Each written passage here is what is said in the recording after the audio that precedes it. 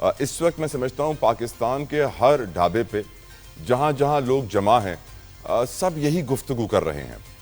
اس ساری گفتگو کا آغاز ہم نے سوشل میڈیا پہ چند دنوں پہلے دیکھا جب ایک نامور صحافی سوشل میڈیا پہ اپنے ویلاگ میں یہ کہتے ہیں کہ صدر زرداری کے خلاف ایک سازش، ایک پلان تیار ہوا ہے جس کے تحت ان سے یہ عہدہ لیا جائے گا، کسی اور کو یہ عہدہ دیا جائے گا۔ آج ایک شخص نے مجھے کہا کہ جو ہے صدر زرداری صاحب جا رہے ہیں اور نواز شریف صاحب صدر بن رہے ہیں۔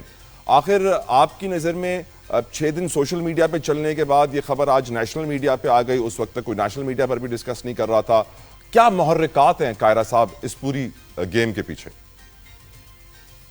پہلی بات تو یہ ہے کہ یہ بدقسمتی ہے ہمارے ملک کی، سوشل میڈیا پہ ہیر سے ایسے ہی کسی نے اڑا دی، اور یہ سوشل بیسیکلی نہیں، دس از ان سوشل میڈیا انفارچونیٹلی، اور اس کے اندر تو جھوٹ زیادہ ہے، سچ کم ہے، اور اس کو ایکسائٹمنٹ کے لیے استعمال کیا جاتا ہے۔ بدقسمتی یہ ہے کہ اس کو فارمل میڈیا بھی فالو کرتا ہے، اور یہ خبر جو آپ میرے سے بات کر رہے ہیں، یہ خبر تو پچھلے 6 دن سے یا 5 دن سے فارمل میڈیا پر روز ہم سے ڈیبیٹ ہو رہی ہے۔ ہمارے سارے ممبران اس کی تردید کر چکے ہیں، اس کی وضاحتیں کر چکے ہیں، اس کی لیگلٹی، اس کی پولیٹیکل اینگلنگ سب پہ وضاحت کر چکے ہیں۔ پھر یہ سوال موجود ہے، یہی اس سوال کے پیدا کرنے والوں کا ایشو تھا کہ یہ پاکستان پیپلز پارٹی کو ایک بلیم گیم میں ڈالا جائے، ایک نروس کیا جائے، اور اس کے کارکن کو بھی کنفیوژن میں رکھا جائے۔ اس کے علاوہ اس کا کوئی مقصد نہیں ہے، نہ اس کی پریکٹیکلی کوئی صورتحال ہے، نہ قانونی اور آئینی طور پہ ہے، نہ پولیٹیکلی ہے، لیکن یہ سوال ہے کہ چلتا چلا جا رہا ہے، اور ہم حیران ہیں کہ باوجود بار بار تردید کرنے کے اور سختی سے تردید کرنے کے اور یہ کہنے کے کہ یہ پیپلز پارٹی کے خلاف ایک سازش ہے، پھر یہ سوال زندہ ہے۔ آپ نے کہا سر یہ ایسے ہی کسی نے اڑا دی۔ سر اعزاز سید کوئی ایسا ہی صحافی نہیں ہے، بڑا پاورفل اور کنیکٹڈ صحافی ہے، اور آپ جانتے ہیں کہ موجودہ حکومت نے پیکا ایکٹ بنائے ہیں، اتنے قوانین بنائے ہیں، اور جو بھی کوئی جھوٹی بات کرتا ہے اس کو اس قانون کے تحت کارروائی کا سامنا کرنا پڑتا ہے، پر پیپلز پارٹی نے ان کے خلاف کوئی کارروائی نہیں کی۔ اس بات پہ حیرانگی ہو رہی ہے لوگوں کو۔ دیکھیں، آج اگر اعزاز سید ہمارے دوست ہیں، اعزاز سید کے خلاف اگر پیپلز پارٹی کارروائی کرتی ہے تو اب سارا میڈیا انکلوڈنگ یو، آپ سب کھڑے ہو جائیں گے کہ دیکھو جی یہ جمہوریت کے بڑے دعوے دار ہیں، یہ تو بڑے آزادی اظہار کے قائل ہیں، یہ تو بڑے فلاں ہیں، اور اب زرداری صاحب نے جناب یہ کیس فائل کر دیا۔ وہی کریں گے نا، وہی کریں گے، تو پھر آپ ہم کیا کہیں گے؟ کیا آپ انتظار کریں گے اس کورٹ پروسیڈنگ کا؟ کیا آپ انتظار کریں گے کہ جس آرڈیننس کا آپ ذکر کر رہے ہیں، جس ادارے کا، اس کے تحت جو پروسیڈنگ ہو اس کا کوئی آؤٹ کم آ جائے؟ میرے بھائی ہمیں ساری چیزوں کو دیکھ کے چلنا پڑتا ہے۔ ہاں، اعزاز سید ایک اچھے صحافی ہیں، اچھے نیک نام آدمی ہیں، ان کی خبر کو ریبٹ کر دیا گیا پیپلز پارٹی کی طرف سے، 1 2 3 4 5 10 نہیں 10 لوگوں نے۔ اب یہ صحافت کا بھی ایک اصول ہے، آپ بھی جانتے ہیں، میں بھی جانتا ہوں، میں بھی اسی میدان میں۔ صحافت کا ایک اصول ہے کہ جب کسی صحافی کی رپورٹ ریبٹ ہو جاتی ہے تو پھر اس کو ثبوت سامنے لانے چاہیے کہ میں نے اس بنیاد پہ یہ بات کہی تھی۔ جو رستہ آپ مجھے دکھا رہے ہیں کہ ہم پیکا ایکٹ کے تحت جائیں، بالکل جا سکتے ہیں، وہ فورم موجود ہے، لیکن جس طرح میں نے کہا پھر اس کے بعد ایک نئی بحث چھڑے گی اور پیپلز پارٹی اور آصف زرداری صاحب کو ایک اور بحث میں الجھایا جائے گا، اور سارے صحافی انکلوڈنگ یو سب الجھائیں گے۔ تو ہم یہ نہیں چاہتے کہ ہم صحافت اور سیاست کا آپس میں پھر لڑائی شروع کرائیں۔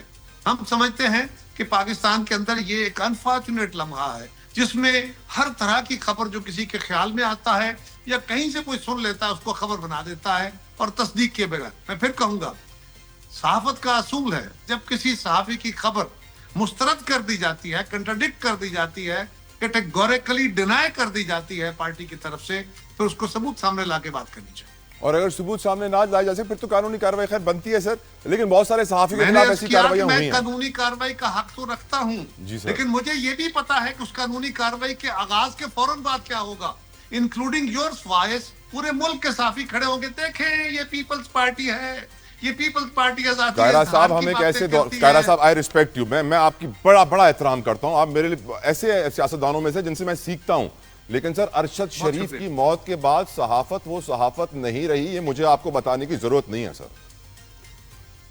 میرے بھائی میں تو اپنی بات کر رہا ہوں، میں ملک کی بات کر رہا ہوں۔ شریف کا بھی بہت دکھ ہے، میں تو سمپل پوچھ رہا ہوں کہ میں نے ایک سٹوری کنٹراڈکٹ کر دی، آپ مجھے کہہ رہے ہیں پیکا ایکٹ کے تحت جاؤ۔ پیکا ایکٹ کے تحت میں صرف عدالتی کام نہیں کر رہا نا، میں صرف وہاں سے انصاف نہیں مانگتا، میں ایک سیاسی جماعت ہوں، میں سیاسی جماعت کے طور پہ اگر یہ رستہ اختیار کرتا ہوں تو اس کے معنی کیا نکالے جائیں گے, اس کے اگلے پروسیجرز کیا ہوں گے, یہ بہت افسوسناک ہے.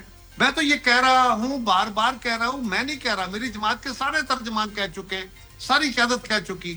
نہ اس کی کوئی لاجک ہے, نہ اس کی کوئی کانسٹیٹیوشنلٹی ہے, نہ اس کا کوئی پولیٹیکل اینگل ہے, نہ اس وقت کوئی انوائرمنٹ ہے.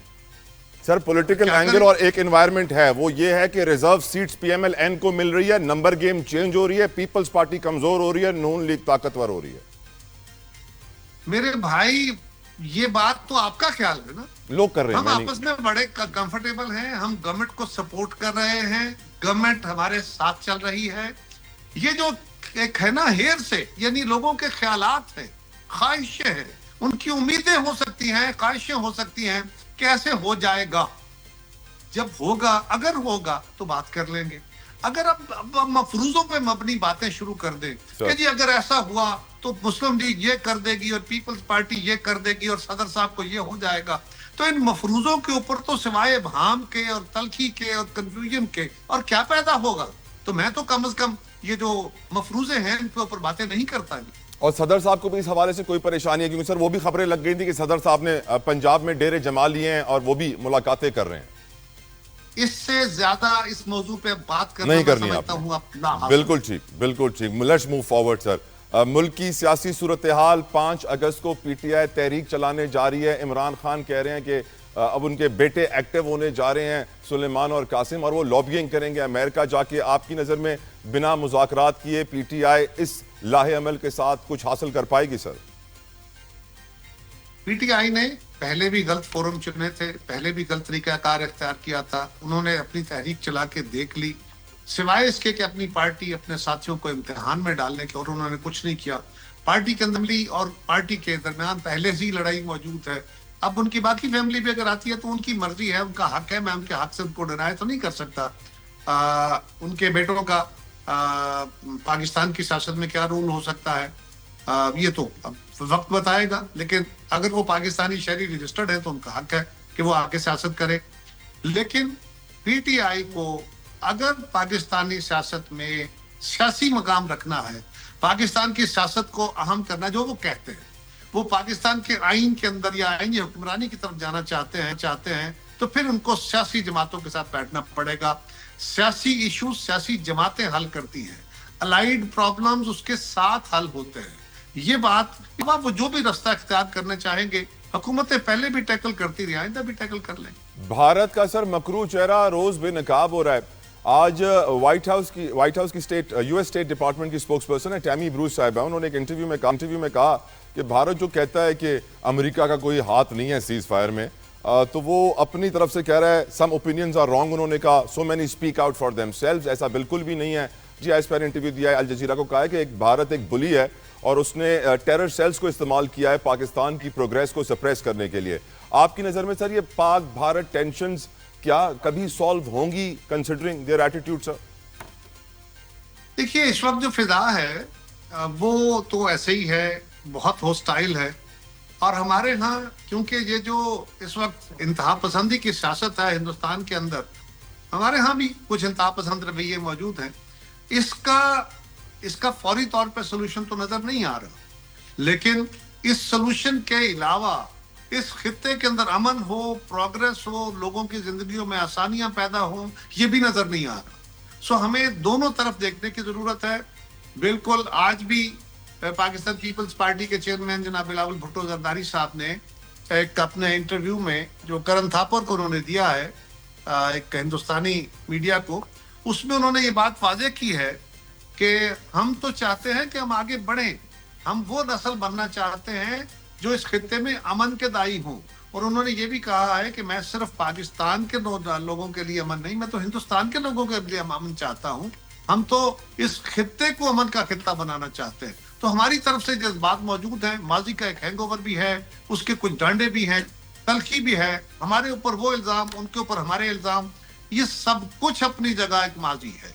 اب ان الزامات سے اوپر اٹھ کے, الزامات میں تو زندہ نہیں رہا جا سکتا, ماضی میں کھڑے ہو کے مستقبل بہتر کیا جا سکتا ہے, ماضی میں جیا نہیں جا سکتا. لہٰذا یہی رستہ انڈین لیڈرشپ کو لینا پڑے گا. انڈیا کے اندر لیڈرشپ ماضی میں ایسی آئی, अनफॉर्चुनेटली हमारी तरफ ऐसे सूरत हाल ना बन पाई, हमारी तरफ आई तो वहां ना बन पाई। आज भी पाकिस्तान की तरफ से हमेशा अमन के नारे लगे हैं, अमन की कोशिशें हुई हैं। आज की हुकूमत चाहती है कि जो भी हमारे आउटस्टैंडिंग इश्यूज हैं उन पे बैठ के बात की जाए, लेकिन हिंदुस्तान के अंदर एक इंतहा पसंद माइंड की जो हुकूमत है, उनका एजेंडा, उनकी पॉलिटिक्स इससे जुड़ी हुई है कि वो पाकिस्तान के खिलाफ नफरत फैला के रहे। ये एक बहुत बड़ी रुकावट है। अब वक्त के साथ साथ अल्टीमेटली कौमों के अंदर ये समझ आई है, और ये फोरम, ये मीडिया, जिस तरह मेरे चेयरमैन ने आज बात की है, हमें तवक्को है कि वहां से भी जो नौजवान लोग हैं, नौजवान शासनकार हैं, या जो नौजवान वहां की क़यादतें हैं, वो इसी तरह इसको रिस्पॉन्ड करेंगी, ताकि आने वाले दिनों में हम सॉफ्टनेस ला सके, अपने रस्तों को बेहतर कर सके, अपने इश्यूज को रिजॉल्व कर सके डायलॉग के। सर, आखिरी सवाल मईशत का और ज़राअत से जुड़ा। गंदम के बाद एक चीनी का स्कैंडल सामने आ रहा है। हमेशा हम पहले बाहर भेज देते हैं, एक्सपोर्ट करते हैं, फिर हम इंपोर्ट करते हैं। When will we learn from our mistakes, Kiara साहब? देखिए, हमारे यहाँ ये जो कार्टल्स का जिक्र किया जाता है, वो अपनी जगह, मैं उससे इनकार नहीं कर रहा, लेकिन ये बात भी दुरुस्त है कि हमारे यहाँ कोई बहुत अच्छा मैकेनिज्म नहीं है। कितनी चीनी मार्केट में मौजूद है, कितनी चीनी खाई गई है, कितनी चीनी एक्सपोर्ट करनी है। जब हुकूमत को एक प्रेशर आता है कि जी हमारे पास सरप्लस चीनी पड़ी है, और ये आपको प्राइवेट सेक्टर ही बताएगा ना, गवर्नमेंट के पास तो रिजर्व होते नहीं है, क्योंकि गवर्नमेंट ने अब स्ट्रेटेजिक रिजर्व खत्म किया है। वो अब गंदम का भी, चीनी का भी जो जखीरा होता था, तो गवर्नमेंट प्राइवेट सेक्टर के ऊपर डिपेंडेंट होती है। उसने अगर ये कहा तो पाकिस्तान से चीनी एक्सपोर्ट हो गई और पाकिस्तान को फॉरेन एक्सचेंज आ गया। आज पाकिस्तान को फॉरेन एक्सचेंज दे के चीनी मंगवा रहा है, तो पाकिस्तान को एक और भी देखने की जरूरत है। आज चीनी किसके हक में मंगवाई जा रही है? चीनी के रेट बढ़े हैं, सरमायादार रेट बढ़ा रहा है, जो सेठ है वो रेट बढ़ा रहा है, मिल मालिक रेट बढ़ा रहा है, तो उसका मुनाफा हो रहा है ना। उसके मुनाफे को कर्टेल करने के लिए चीनी मंगवाई जा रही है ताकि इसका रेट कम हो जाए। तो ये उसकी मदद की जा रही है या उसके खिलाफ एक फैसला करके पाकिस्तान के अवाम को एक सपोर्ट की जा रही है? बिल्कुल, ये भी सोचने की जरूरत है। बिल्कुल। और तीसरी और आखिरी गुजारिश ये है सर कि मैं अक्सर कहता हूं, जिसके लोग ठट्ठा उड़ाते हैं, इसके बारे में अजीबोगरीब तबसरे होते हैं, सर, चीनी आटे के बगैर गुजारा नहीं, चावल के बगैर गुजारा नहीं, घी के बगैर गुजारा नहीं, लेकिन चीनी ऐसा आइटम नहीं है जो जिंदगी में कम कर दिया जाए तो जिंदगी खराब हो जाती है। पाकिस्तान उन ममालिक में है जो पर कैपिटा बहुत ज्यादा चीनी खाते हैं और बहुत ज्यादा शुगर के मरीज हैं। क्यों ना हम इसको एक तो गवर्नमेंट का रिस्पांस है ना जिसका हम जिक्र कर रहे हैं, एक रिस्पांस वो है जो पब्लिक की तरफ से आए। हम इस बीमारी को जो चीनी के नाम से हमारे अंदर फैली हुई है, अगर हम इसका इस्तेमाल सिर्फ आधा कर दें, खत्म ना करें, आधा कर दें, इसमें 3/4 यानी 3/4 रख ले, 1/4 कम कर दें, तो ये सारे सरमायादारों की, इन मिल मालिकों की, ये जो सेठ बैठे हुए चीनी माफिया के नाम से, इनकी चीखें निकल जाएंगी।